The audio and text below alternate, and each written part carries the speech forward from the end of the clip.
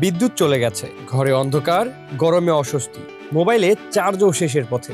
বিরক্ত লাগাটাই স্বাভাবিক। তবে একটা সময় লোডশেডিং মানেই ছিল অন্যরকম কিছু মুহূর্ত। উঠানে শিশুদের খেলা, পরিবারের গল্প আর প্রতিবেশীদের আড্ডায় কেটে যেত। প্রযুক্তির যুগে সেই দৃশ্য অনেকটাই হারিয়ে গেছে। তাই লোডশেডিংকে শুধু ভোগান্তি হিসেবে না দেখে চাইলে এটাকে কিছু সুন্দর মুহূর্তেও পরিণত করা যায়। বিদ্যুৎ চলে গেলে প্রথমেই হাতের কাছে রাখুন টর্চ, রিচার্জেবল লাইট, মোমবাতি ও হাত পাখার মতো প্রয়োজনীয় জিনিস।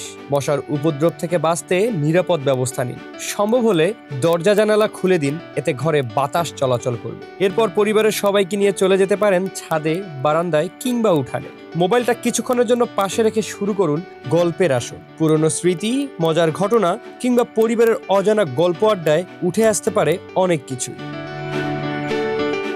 গান ভালোবাসলে শুরু করতে পারেন গানের কলি বা কবিতা আবৃত্তি। আর বইপ্রেমীরা হাতে তুলে নিতে পারেন প্রিয় গল্প, উপন্যাস কিংবা কবিতার বই। লোডশেডিং এর সময়টা কাজে লাগানো যায় পুরনো বন্ধুর খোঁজ নিতে। অনেক দিন কথা হয়নি এমন কাউকে একটা ফোন বা মেসেজ দিয়ে জিজ্ঞেস করতে পারেন কেমন আছো। আর যদি পরিবারের সবাই একসঙ্গে থাকেন, ফিরিয়ে আনতে পারেন পুরনো লুডো, ক্যারাম কিংবা দাবার আসর। সবশেষে একটু খোঁজ নিতে পারেন পাশের বাসার মানুষগুলোরও, তারা ভালো আছে তো।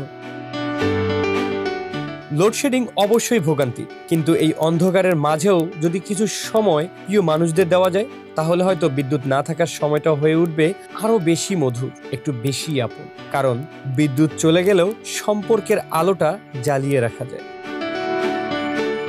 হাসান জিহাদি, মানব কণ্ঠ।